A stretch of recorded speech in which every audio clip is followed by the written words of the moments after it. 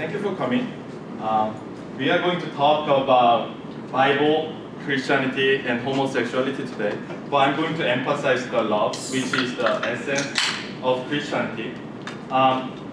Christianity is not about having a heterosexual relationship.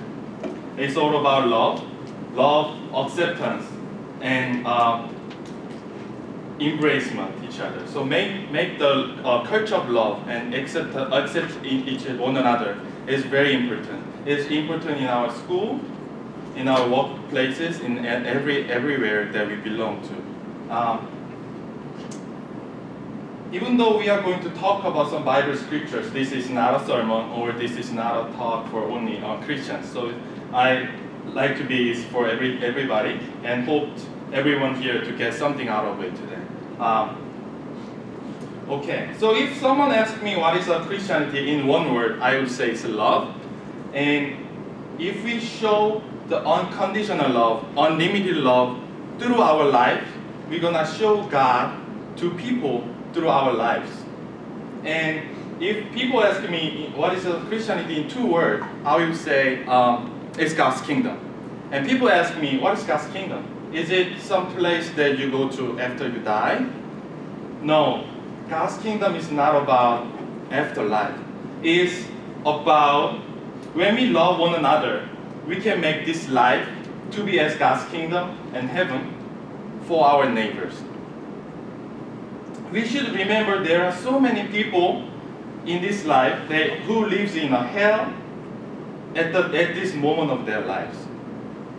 And there are so many people who have miserable lives, and people suffer from severe poverty, bullying, discrimination, ignorance, contempt, and more.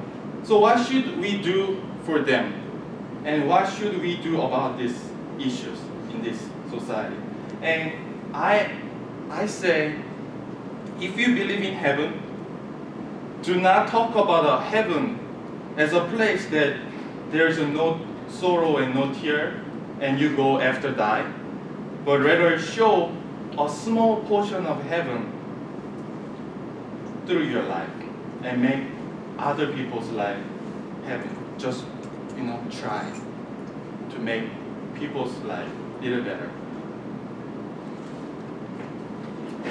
When we lose love, we lose dignity and worth of each person. And when Christianity loses love, which is essence of Christianity, it is just a shell without content. There has been and there is many bad things going on in the name of religion, and we should stop the spiritual abuse against the minority people. Some people might have evil intention when they do oppressive behavior or say offensive things to others. But most of people don't really know what they do is offensive or oppressive to others.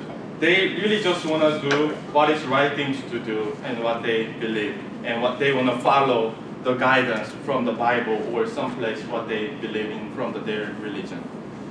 So please consider following examples carefully today, and we don't want to make same mistakes what people made from in the history when they just tried to abide by laws and rules in the Bible. And it's easy to make same mistake if we forget the love is first. So this cartoon shows us what happened to left-handed people in Middle Ages. And it's exactly saying what is happening in the United States, 21st century, to LGBT people.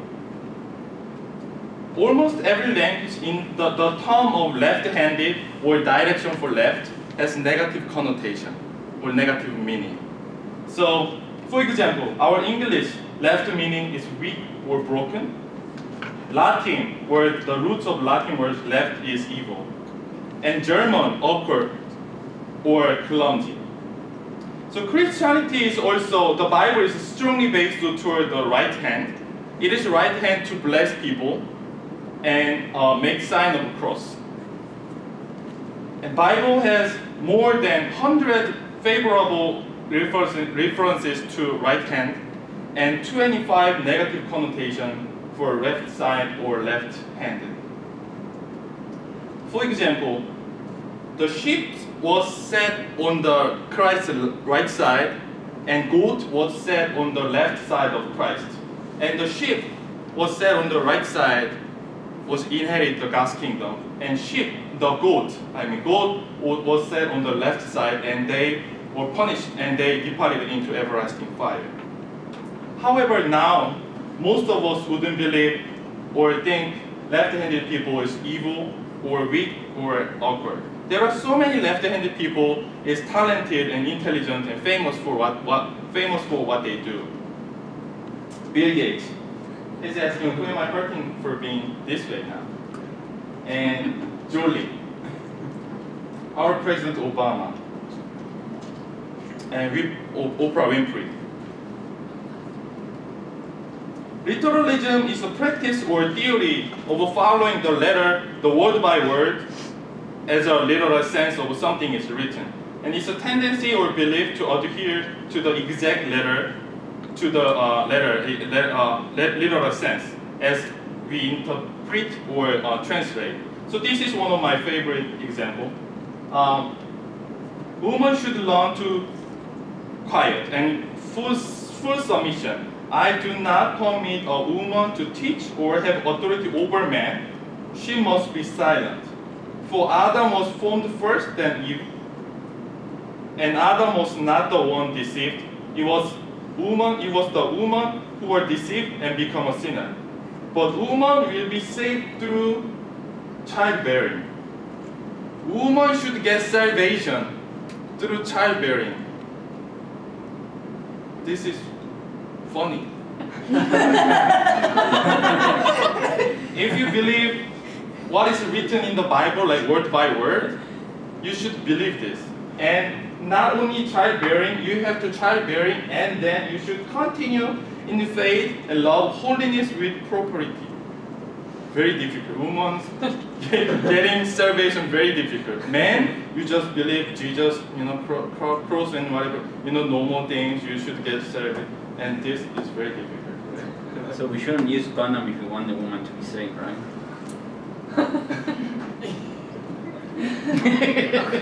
So we're gonna go more examples. What is happening if you are trying to literally interpret the Bible? Bible verses used to use oppress Africans and to justify slavery as well. The tribe of Ham story was commonly used to oppress Africans and to justify slavery. So what happened was Noah, the famous guy Noah, was drunk and slept in his room without any clothing. So he was drunk and wasted. He didn't wear anything, right? And one of his sons named Ham saw he was being naked and drunk in his room. And he talked about it to his two older brothers. And two older brothers came into his room with a blanket. He covered Noah's body. The two older brothers covered his body without seeing his body. Good job. So Noah, next morning, Noah cursed. People think he cursed Ham, but what actually happened was one of his sons, Ham's son named Canaan, was cursed by Noah. So Noah said to Canaan will be a slave of slaves, a slave to his brothers. So Canaan was cursed. And in fact, Goose is one of the other sons of Ham. Goose means black, and he's a forefather of Ethiopians. So Goose was the forefather of black people, was not cursed by Noah, rather it was a Canaan. So therefore, simple logic dictates the Noah's curse to be a slave of slaves or slave to his brothers does not imply to the black people. And NIV Study Bible notes Noah's curse cannot be used to justify the enslavement of black, since most of Ham's descendants are known to be Caucasian, as shown to ancient paints of Egypt. And we conclude that Genesis provides no biblical basis, either ethically or prophetically, to justify black slavery. And Ham's story was commonly used in the States when they tried to justify slave trade at the 19th centuries and 18th centuries and 19th centuries. So these are verses that talk about relationship of masters and slaves in the Old Testament, and this is New Testament. So Bible talk about slavery is you have to listen to your masters, and masters can punish their slaves if they didn't listen to their master. So they could almost kill them. They could not kill them, like not supposed to kill them. There's a consequences if they kill them. But if they can walk up 1 or 2 days later, that's fine. You can punish whatever you want. And people used to use the verses to oppress slavery in the U.S. and anywhere. So the most basic purpose of slavery is, of course, to rid oneself of work and force the hideous labor to someone else. But people do whatever, pick up the things from Bible and make justification what they have done for history. And I'm a nerd, and I feel I'm naturally nerd. I don't go to party and drink. I do drink, but I like to have a small group of people drink coffee or beer, wine.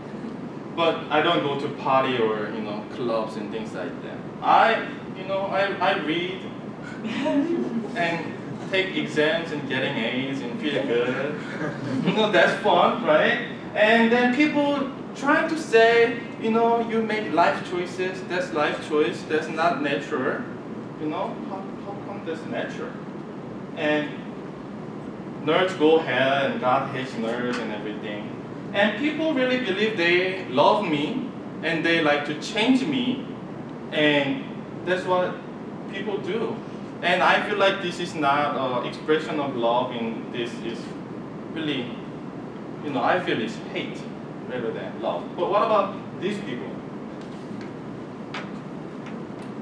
These people really think they love gays, and they like to change them because they want to save them. And I actually found they really believe it's love. And the definition of love varies by individuals in this case. So we have to see what the scripture gives us, what the scripture talk about what is love. So love is patient, love is kind, love does not envy, does not boast, does not proud, it does not dishonor others, it is not easily angered, it protects, it trusts, preserves, does not fail, love does not do no harm to neighbors. So if I say that people normally ask me, if you emphasize only love, what about laws? And he says love is the fulfillment of the law. Love is the fulfillment of the law. So love is not something against the law or not opposite to the law, but it's fulfillment of the law. So we have to be living love. And especially Christians who believe the Bible as God's living word, we should try to have and show the unconditional, unlimited love of God through our lives. And that's how we make this love as a fulfillment of the law. 1 John 3:18 says, let us not love with our words and tongue, but with action and in truth. Majority of people don't even know or care where is the scriptures that talk about homosexuality in the Bible. Or some people think Bible is full of verses that condemn homosexuality, but there's only 7 verses people commonly use oppress LGBTQ people. And we're gonna go through this. So first one is first man. And people say it was Adam and Eve, not Adam and Steve, that kind of argument. And if we see the original text of Bible, the man was not the gendered term. It was rather inclusive to both man and woman. It was a mankind and human being. And when God decided to make this human being, God made us in His image and in His own likeness. Each one of us has a God's image and God's own likeness in our characteristics and personality. And I believe God may have similar physical appearance too, but I believe these verses talk about characteristics and personality. So every emotion that we have is from God, even jealousy and anger. God is angry for injustice in our society, and God is jealousy over us. If we love money more than Him, He is jealous of us, and in Bible says that. So the jealousy and the anger is from God. What about love, compassion, affection, and attraction to others? Yes, it's of course from God, and it's good things to have. And every time when He made something during the creation time, He said it was good. When after He made the sky, day and night, sky and the land and animals and fishes, He said it was good. But after He made the human, He said it was very good. 2 thumbs up. It was very good. And because we had His own likeness, His image, that's why He says it was very good. And you know what was the first thing He said it was not good? It was not good for the first time. He said something. Man to be alone was not good to his eyes. So He made helper, the partner, and the helper here as a connector is not something that has meaning of slavery or subordinate or inferiority. People like to use this verse to oppress woman.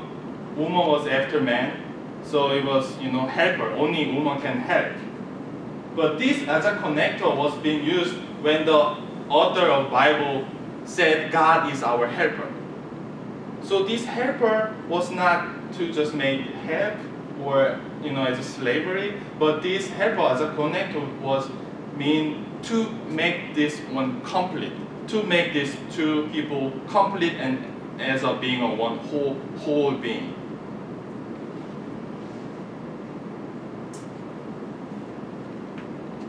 So this one, Eve was not created in this story to make children with Adam.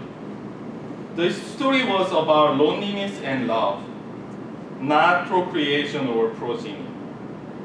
Indeed, Eve's femininity is not the essential in this story. This story of Adam and Eve was being used as a weapon against LGBTQ people and also women. And this is very important. And people used to use this Bible to make other people believe heterosexual man is better than gay man or woman. So people like to pick things to keep their power and prejudice over others, and they justify their behaviors.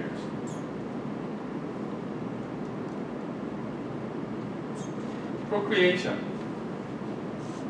So God said, be fruitful and increase in number. So some people say the sexual intercourses should be allowed only or practiced when it's about procreation or progeny. I'm like, really? What about old people's sex or contraception or masturbation?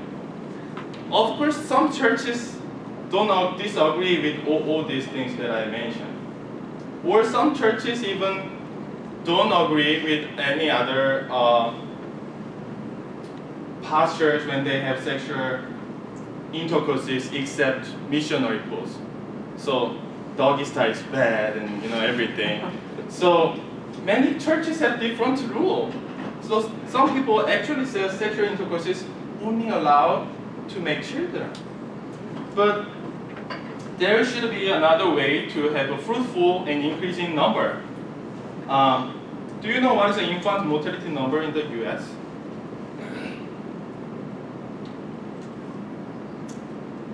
7 infants per 1,000 babies died when they were 0 to 1 years old.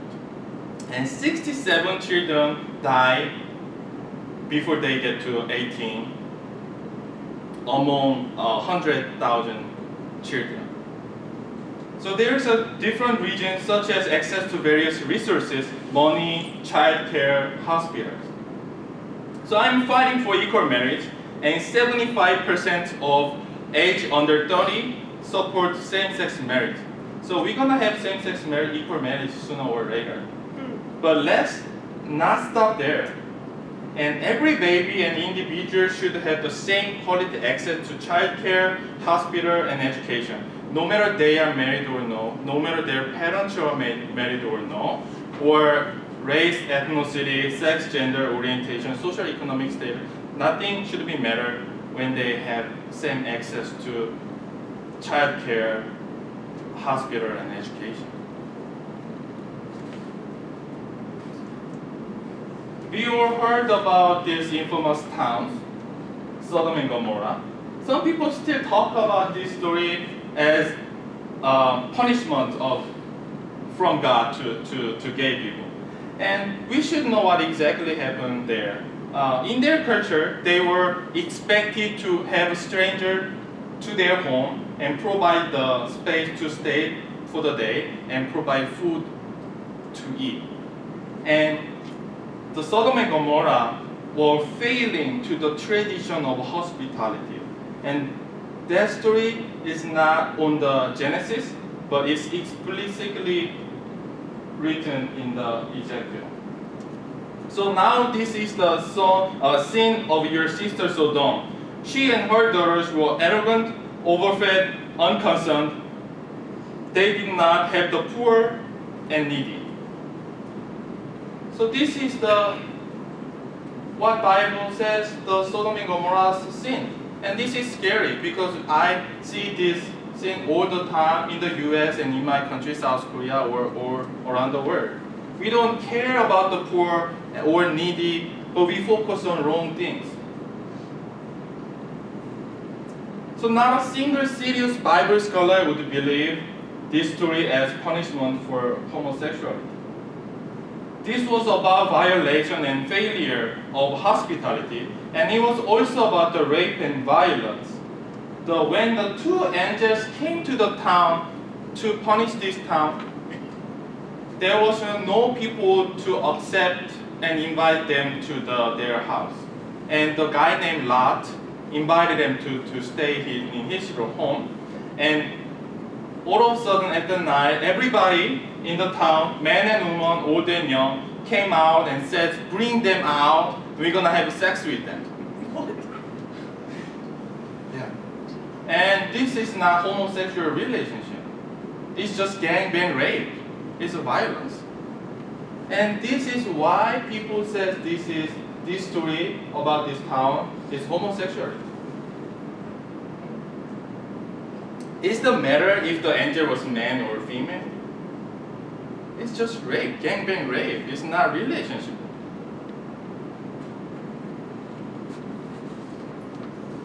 Now we are going to talk about the book of Leviticus. This is really important because many people still talk about homosexuality is abomination. First of all, abomination didn't mean sin. It was unclean. Do not lie with a man as one lies with a woman. That is detestable. Leviticus chapter 18, 19, and 20 is full of the law, including many laws around sexual behaviors in food, farming, in fabric, and etc. So this chapter is called Purity Code or Holiness Code. And many Bible scholars and I believe this as to distinguish them from the pagan culture at the time. So another culture. So God wanted to the Israel people to distinguish from other culture around them. This is clear that Leviticus is made distinguish the Israeli from the other culture, because Leviticus 18 begins, you must not to do as they do in Egypt, where you used to live, and you must not do as they do in the land of Canaan, where I am bringing you, and do not follow their practices. You must obey my laws and be careful to follow my decrees. So this was what God said before He made the list of the law to the Israel people, to make them distinguished from other culture.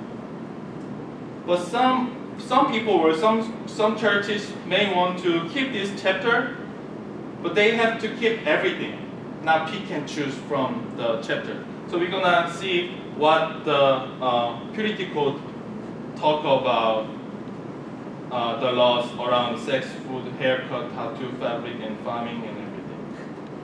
So first, sexual intercourse was banned if it was among family members, or with animal, with another man, with a woman who is on her monthly period. So we know having a child between close family members would increase the chance to have a congenital malformation child. And I also believe these other three cases has some health concerns, because they did not have sanitary or hygiene system that we have now. And these verses talk about haircut and tattoo. So do not cut your hair at the side of your head, which is I do it every another weekend, and clip off at your beard, and which is I doing like every couple of other days, and I just wish it's not so much abomination. And do not cut your body for the dead. I never cut my body, but I have some tattoos. So I wish having a tattoo would not put me into death or make me go to hell. In this case. So I think for this one also has health concern, which is infection. I think this one has worries about infection, haircut or tattoo and cut your body things.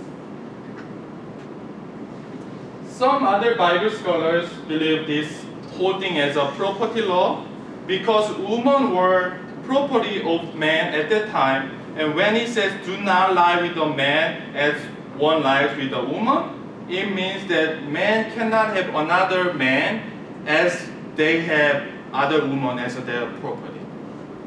So I think this as I understand this as a more health concern, but some other Bible scholars believe is a property law. So law around the food. Shellfish and shrimp, pork is abomination. Dangerous. Dangerous. No, not only here, but everybody. If you eat shrimp or pig, this is abomination. States is the third largest consumer of shellfish in the world. And over 100 million pigs are consumed in the US each year. And you cannot put two different seeds in the same area for farming. And you cannot have two different fabric for your clothing. So if you have something else than 100% of cotton, abomination. Dangerous. And US is of course one of the biggest consumption country for mixed fabric. Okay, adultery shall be executed. You should be killed. And this should take care of nearly 50% of all males in the state or around the world. What if we apply this verse, Matthew 5:27-28 says, if you think about lustful things for woman in your mind, you already committed adultery. It should take care of 90% of straight men in the world. Very dangerous. Very dangerous verse. Well, technically, it doesn't say anything about thinking of men, so gay people are safe. Gay people are safe. 90% of straight men will die. I'm going to hell. Or I have to become gay. Nick. So these laws made to distinguish them from another culture. So how should we apply these laws in our lives in these days here? And what is the spirit of the scriptures if we don't follow word by word? And I think this is the answer. Do not conform any longer the pattern of this word, but be transformed by renewing your mind. Then you will able to test and approve what is God's will is. His good, pleasing, and perfect will. So, what is the pattern of this word now? Materialism, selfishness, inhospitality, injustice, greed, and arrogance that we talked about for Sodom and Gomorrah. And choosing money over people, choosing money over love, and choose war, not the peace. So this is the pattern of this word that we are not supposed to follow or conform. So what should we do to distinguish ourselves from this word? By choosing forgiveness, grace, humanity, hospitality, justice, love, peace, humble, sacrifice, devotion, care, serving, giving, acceptance, tolerance, coexistence, and diversity, and so more. So I have a long list here, but nothing is easy. Forgive someone is very difficult. It's against our nature. Giving is against our nature. We want take. We want more, not giving. And serving, care, accept different people from me is very difficult. It's not easy. It's against our nature. And if we want to not conforming, not following this pattern of word, we have to choose these things. And I think this is the spirit of the law. When God talked about abomination to make them distinguished from another culture. So we covered Old Testament and we go for New Testament now. Apostle Paul said homosexual relationship is not natural. In fact, homosexual behaviors has been observed in close to 1,500 species. And it is found amongst social animals, birds and mammals, particularly more than 220 mammals, such as sea mammals and primates. It is very natural in the nature. So I found this image as I thought it's really cute. And it says, homosexual relationship is found more than 1,500 species, and homophobia is found in only one, which is us. And when Paul talked about what was natural and unnatural, it was a cultural view, what is expected and regular. And he talked about what is socially acceptable and socially not acceptable in his time. And we decide, who decide what is acceptable and not acceptable? Normally upper class people who have money and power decide what is acceptable and desired in the society. And it was same as back then and now. So we want to do desirable things, professional things, and every fancy things that upper class people decide and want us to do.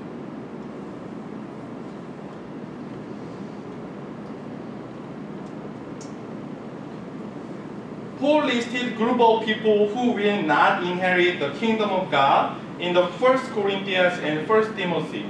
One of the people group was isokotonoi, which means not clear. No one really know what is the isokotonoi, because iso is a bad and kotoni is a man, so its literal meaning is man and bad. Or if we interpret a little bit, being in the bed with a man, but it's normal, it's just bad and man. Okay, so it's not clear what is the isokotonoi, but there's a lots of different translation for their word. It translated into homosexuals, practice homosexuality, pervert, sexually pervert, sexually immoral, sin against nature, those who are immoral with boys, sodomite, and so on. This is so many translations from one word. And what Apostle Paul only knew about the homosexual relationship was either male temple prostitute or Roman officer with a slavery young boy war captive. So to make someone prostitute or slave is harming others, and especially they were young kids. And it doesn't matter the young children was female or male, it's just sexual exploitation and make them sexually slave, sexually prostitute.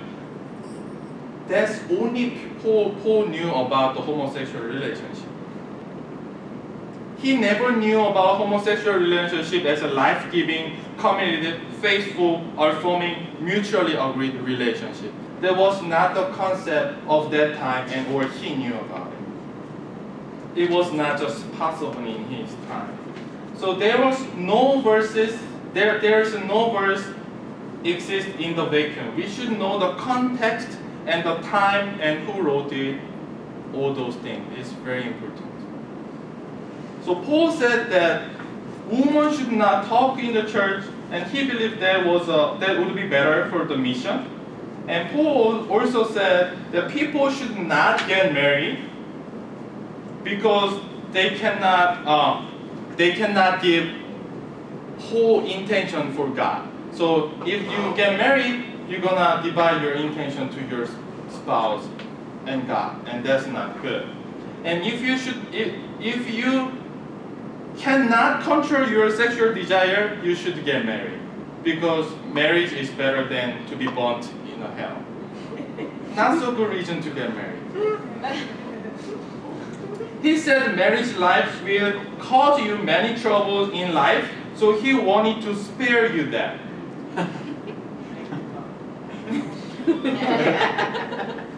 I think that some married people will think otherwise. They will prefer to be in hell. Thank you.